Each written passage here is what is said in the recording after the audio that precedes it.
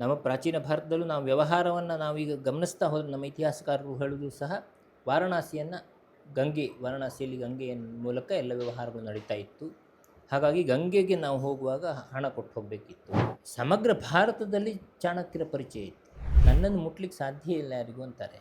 ಅಂದರೆ ಅಷ್ಟು ಪ್ರಸಿದ್ಧರಾಗಿದ್ದರು ಅವರು ತಕ್ಷಶಿಲೆಯಲ್ಲಿ. ಇಲ್ಲಿಯ ಅಧಿಕಾರ ನಿನ್ನದು, ಅದರ ರಾಜ್ಯ ನನ್ನದು ಅಂತ ಹೇಳಿ ಹೋಗ್ತಾನೆ ಅವ ಹೋರಸ್. ಎದುರಾಳಿಗಿಂತ ದೊಡ್ಡ ವ್ಯಕ್ತಿಯನ್ನು ಹಿಡಿದಾಗ ಮಾತ್ರ ಅವ ಸೋಲ್ತಾನೆ. ಅಲೆಕ್ಸಾಂಡರ್ನ ಹಿಡಿದದ್ದು ಈ ಕಾರಣಕ್ಕೆ. ಅವ ಸುಮ್ಮನೆ ಹೋಗಿ ನೀನು ಬಾ ನಮ್ಮ ದೇಶಕ್ಕೆ ಅಂತ ಹೇಳ್ದವ ಅಲ್ಲ.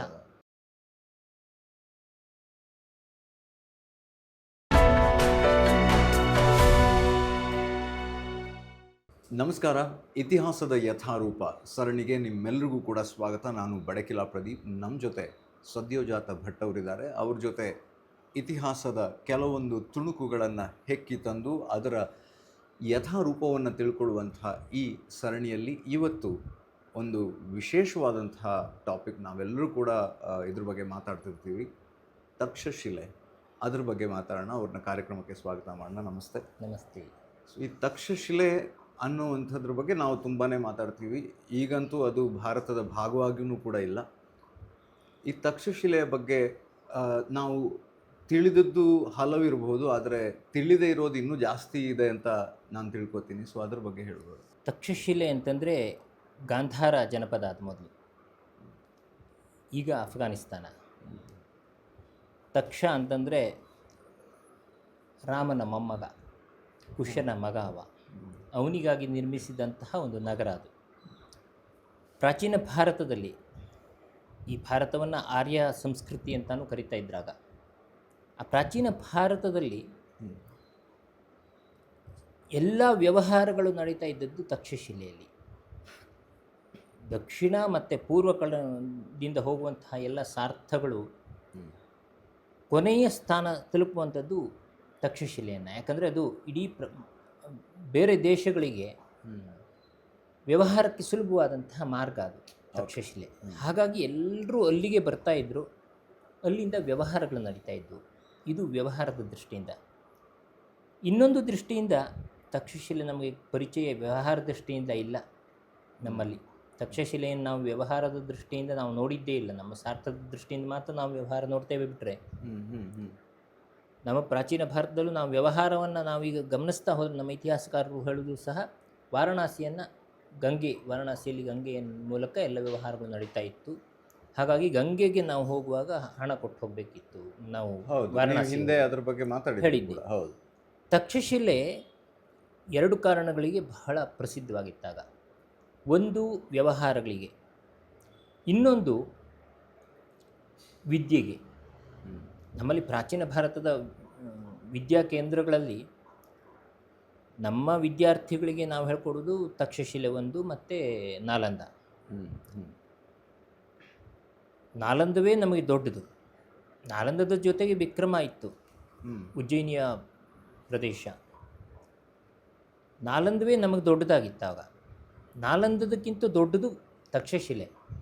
ಆದರೆ ತಕ್ಷಶಿಲೆಯಲ್ಲಿ ಯಾರು ಕಲಿತಾರೋ ಅವರ ಉನ್ನತ ಅಧ್ಯಯನ ಆಗುವಂಥದ್ದು ಕಾಶಿಯಲ್ಲಿ. ಹಾಗಾಗಿ ಕಾಶಿ ಅನ್ನೋದು ಪರಮೋಚ್ಚ ಸ್ಥಾನ ಅದು ವಿದ್ಯೆಗೆ. ಹಾಗಾಗಿ ಅಲ್ಲಿ 365 ದೇವಾಲಯಗಳನ್ನು ಮಾಡಿದ್ರು. ಅಪರ ಮತ್ತು ಪರ ಎರಡೂ ಪ್ರಯೋಗಗಳನ್ನು ಅಲ್ಲಿ ಹೇಳ್ಕೊಡ್ಲಿಕ್ಕೋಸ್ಕರ 365 ದೇವಾಲಯಗಳನ್ನು ಅಲ್ಲಿ ನಿರ್ಮಿಸಿಕೊಂಡಿದ್ರು. ತಕ್ಷಶಿಲೆಯಲ್ಲಿ ಒಂದೇ ವಿಶ್ವವಿದ್ಯಾಲಯ ಇದ್ದದ್ದಲ್ಲ. ನಾವು ಎಣಿಸ್ಕೊಳ್ಳುವುದು ತಕ್ಷಶಿಲೆಯಲ್ಲಿ ಒಂದು ವಿದ್ಯಾಲಯ ಇತ್ತು ಅಂತ. ತಕ್ಷಶಿಲೆಯಲ್ಲಿ ಅನೇಕ ವಿದ್ಯಾಲಯಗಳಿದ್ವು, ಗುರುಕುಲಗಳಿದ್ವು. ಅದರಲ್ಲಿ ಚಾಣಕ್ಯರದ್ದು ಒಂದು ಅನ್ವೀಕ್ಷಿಕಿ, ಕಡೆಗೆ ರಾಜನೀತಿ, ದಂಡನೀತಿ, ಔಷನಸ ವಿದ್ಯೆಗಳು ಮತ್ತು ತ್ರಯಿ ಅಂದರೆ 3 ವೇದಗಳನ್ನು ಹೇಳ್ಕೊಡುವಂಥದ್ದು. ಇಷ್ಟು ವಿದ್ಯೆಗಳನ್ನು ಹೇಳ್ಕೊಡುವಂಥದ್ದು ಒಂದು ಬಾಗುರಿ ಅಂತ ಅವರದ್ದಿತ್ತು, ಬಾಗುರಾಯಣ ಅಂತ ಅವರದ್ದಿತ್ತು, ಕಡೆಗೆ ಚಾಣಕ್ಯರದ್ದಿತ್ತು.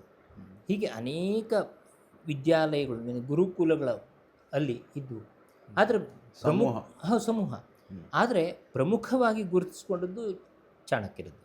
ಇಡೀ ಭಾರತದ, ಕೇವಲ ಉತ್ತರ ಭಾರತದ್ದಲ್ಲ, ಇಡೀ ಸಮಗ್ರ ಭಾರತದ ಅಖಂಡ ಭಾರತದ ಎಲ್ಲ ರಾಜರು ಅವರ ಮಕ್ಕಳನ್ನು, ರಾಜಪ್ರತಿನಿಧಿಗಳ ಮಕ್ಕಳನ್ನು, ನೌಕರರು, ಆ ಸೇವಕರಿದ್ರಲ್ಲ ಆ ಸೇವಕರ ಮಕ್ಕಳನ್ನು, ಮಂತ್ರಿ ಮಾಂಡಲಿಕರು ಎಲ್ಲರ ಮಕ್ಕಳು ಸಹ ಕಲಿತಾ ಇದ್ದದ್ದು. ದಂಡನೀತಿಗೋಸ್ಕರ ಅವ್ರು ಹೋಗ್ತಾ ಇದ್ರು ಅಲ್ಲಿಗೆ, ತಕ್ಷಶಿಲೆಗೆ. ಹಾಗಾಗಿ ಸಮಗ್ರ ಭಾರತದಲ್ಲಿ ಚಾಣಕ್ಯರ ಪರಿಚಯ ಇತ್ತು. ಚಾಣಕ್ಯರು ಅಷ್ಟು ಪ್ರಸಿದ್ಧರಾಗಿದ್ದರು ಆವಾಗ. ಹಾಗಾಗಿ ಇಲ್ಲಿಂದ ಸಹ ಅಲ್ಲಿಗೆ ಹೋಗಿ ಅವ್ರು ಯಾರನ್ನೇ ಕೇಳಿದ್ರು ಇದು ನನ್ನ ಶಿಷ್ಯ. ಇಲ್ಲಿ ಅವರು ಕೊನೇ ಕಾಲದಲ್ಲಿ ಚಂದ್ರಗುಪ್ತ ಮೌರ್ಯನಿಂದ ಹೋಗುವಾಗ, ಚಂದ್ರಗುಪ್ತ ಮೌರ್ಯನನ್ನು ಬಿಟ್ಟು ಅವ್ರು ಹೋಗ್ತಾರೆ. ಹೋಗಾಗ ಅವ್ರು ಹೇಳೋದೇ ಹಾಗೆ, ನನಗೆ ಯಾರದ್ದು ಭಯ ಇಲ್ಲ, ನನ್ನನ್ನು ಹೊಡೆಯುವವರು ಯಾರೂ ಇಲ್ಲ ಇಲ್ಲಿ. ಅವನು ಹೇಳ್ತಾನೆ, ನೀವು ಒಬ್ಬರೇ ಹೋಗ್ತಾ ಇದ್ದೀರಿ, ನನಗೆ ಭಯ ಆಗುತ್ತೆ ಅಂತಾನೆ. ನೀನು ಭಯ ಪಟ್ಕೊಳ್ಬೋದು, ನಾನು ಭಯ ಪಟ್ಕೊಳ್ಳೋ ಅವಶ್ಯಕತೆ ಇಲ್ಲ, ನನ್ನನ್ನು ಮುಟ್ಲಿಕ್ಕೆ ಸಾಧ್ಯ ಇಲ್ಲ ಯಾರಿಗೂ ಅಂತಾರೆ.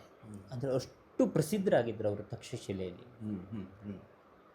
ಯಾವಾಗ ಆಂಬಿ, ಆ ತಕ್ಷಶಿಲೆಯಲ್ಲಿ ಆಂಬಿ ರಾಜ, ನಾವು ಪಾಠದಲ್ಲಿ ಕೇಳ್ತೇವೆ ಆಂಬಿ ಪೋರಸ್ ಅಂತೆಲ್ಲ. ತಕ್ಷಶಿಲೆಯ ರಾಜ ಆಂಬಿ. ಅಂಬಿ ಅಂದರೆ ಅಂಬಾ ಅಂದರೆ ತಾಯಿ, ದೇವಿಯ ಆರಾಧಕ ಅವ. ಹಾಗಾಗಿ ಅವನ ಹೆಸರು ಹಾಗೆ ಆಂಬಿ. ಹಾಂ, ಆಂಬಿ ಏನು ಮಾಡ್ತಾನೆ, ಕಲ್ತಿದ್ದಿದೆ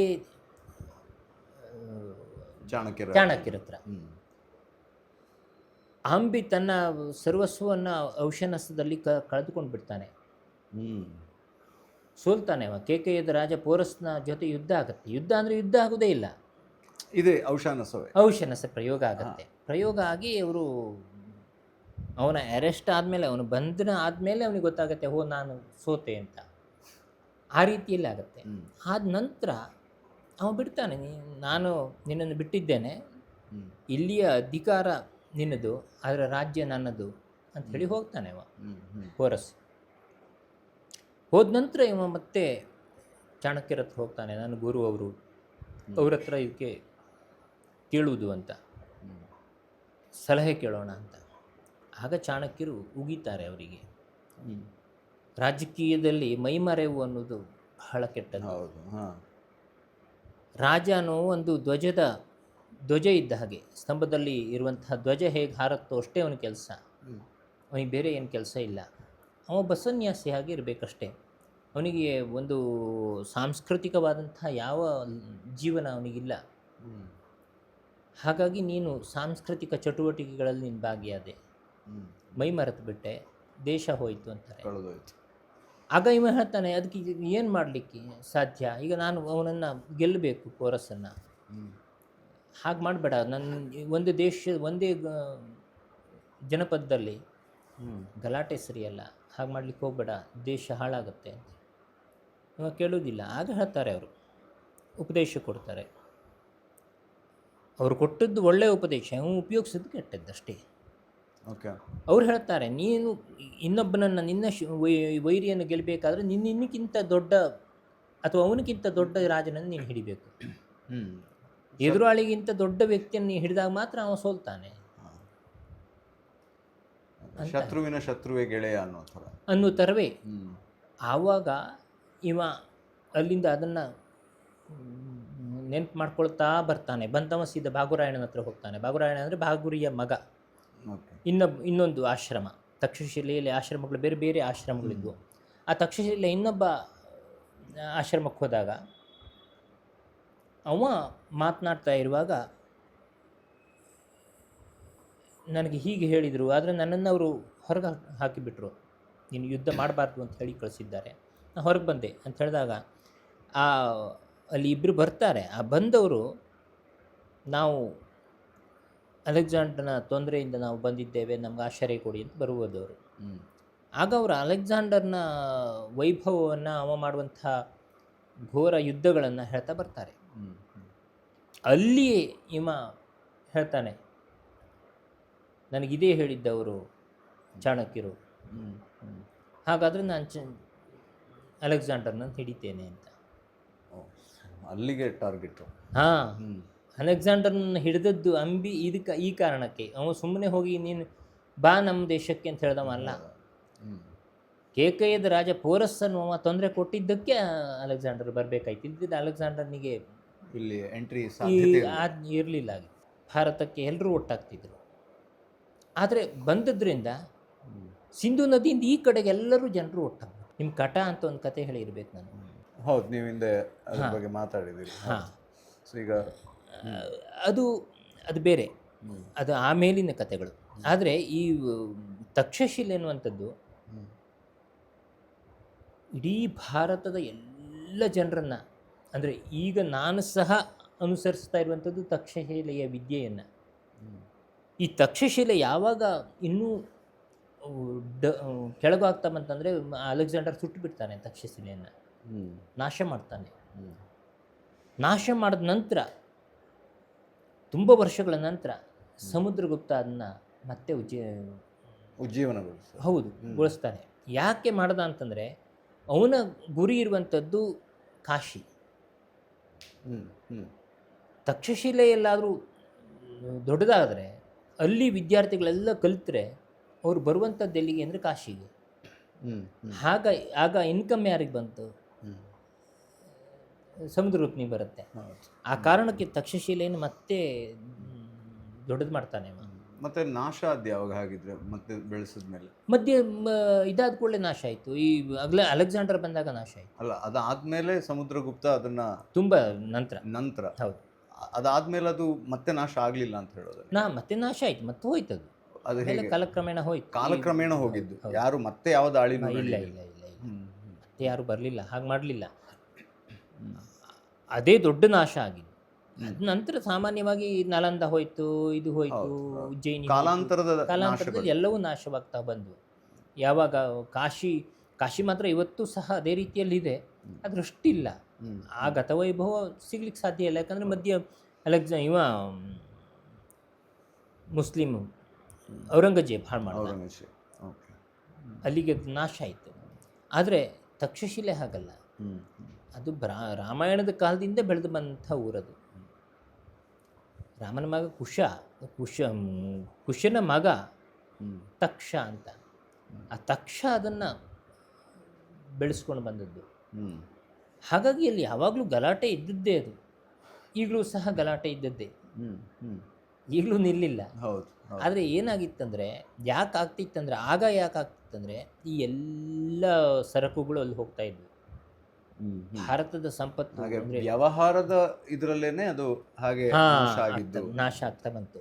ಯಾಕಂದರೆ ಈ ಆಗ್ರೇಯಕ ಜನಪದ ಅಂತಿದೆ, ಈಗ ಆಗ್ರಾ ಅಂತ ಹೇಳ್ತೇವೆ ನಾವು. ಇಲ್ಲಿ ಪ್ರಪಂಚದಲ್ಲಿ ಎಲ್ಲೂ ಸಿಗದಿದ್ದಂತಹ ಸುಗಂಧದ ವಸ್ತುಗಳು ಸಿಗ್ತಾ ಇದ್ವು. ಓಕೆ, ಅದೊಂದು ಆ್ಯಕ್ಚುಲಿ ಒಳ್ಳೆ ಟಾಪಿಕ್ಕು. ಹೌದು, ಆದರೆ ಅದನ್ನು ನಾವು ಅದನ್ನ ಹೇಳೋದಿಲ್ಲ ಈಗ, ಮುಂದಿನ ಸಂಚಿಕೆಯಲ್ಲಿ ಮಾತಾಡೋಣ. ತಕ್ಷಶಿಲೆ ಬಗ್ಗೆ ನಮಗೊಂದಿಷ್ಟು, ಯಾಕಂದರೆ ಹೌದು ಇಲ್ಲಿಂದ ಹೋಗುತ್ತಲ್ಲ ಅಲ್ಲಿ. ಹೌದು. ಸೊ ತಕ್ಷಶಿಲೆ ಅನ್ನುವಂಥದ್ದು ಹಾಗಿದ್ರೆ ಕೇವಲ ಒಂದು ವಿದ್ಯೆಯ ಸ್ಥಾನ ಮಾತ್ರ ಆಗಿರಲಿಲ್ಲ, ಅದು ಅದಕ್ಕಿಂತನೂ ಮೀರಿದ್ದಾಗಿತ್ತು. ಮತ್ತೆ ಹಲವಾರು ದಾಳಿಗಳು ಕೂಡ ಆಯಿತು, ಅಲ್ಲೂ ಒಳಜಗಳಗಳು ಕೂಡ ಆಯಿತು ಅಂತ ಹೇಳಿದ್ರೆ. Thank you so much. ನಾವು ಐ ಥಿಂಕ್ ಒಂದು ಒಳ್ಳೆ ಪಾಯಿಂಟಲ್ಲಿ ಇದನ್ನು ನಿಲ್ಲಿಸಿದ್ದೀವಿ ಅನಿಸುತ್ತೆ. ಆಗ್ರಾದ ಬಗ್ಗೆ ತಿಳ್ಕೊಳ್ಳೋಣ. ಆಗ್ರಾದ ಬಗ್ಗೆ ಐ ಥಿಂಕ್ ತಾಜ್ ಮಹಲ್ನ ಬಗ್ಗೆ ಹಿಂದೆ ಮಾತಾಡಿದ್ವಿ, ಆದರೆ ಈ ಆಗ್ರೇಯಕದ ಬಗ್ಗೆ ನೀವು ಹೇಳ್ತಾ ಒಂದು ಒಳ್ಳೆ ಇಂಟ್ರೆಸ್ಟಿಂಗ್ ವಿಷಯ ಹೊರಬಂತು. ಅದ್ರ ಬಗ್ಗೆ ಮಾತಾಡೋಣ, ಆದರೆ ಮುಂದಿನ ಸಂಚಿಕೆಯಲ್ಲಿ. ನಮಸ್ಕಾರ. ನಿಮ್ಮನ್ನೆಲ್ಲ ಮುಂದಿನ ಸಂಚಿಕೆಯಲ್ಲಿ ಸಿಗ್ತೀನಿ. ನಮಸ್ತೆ.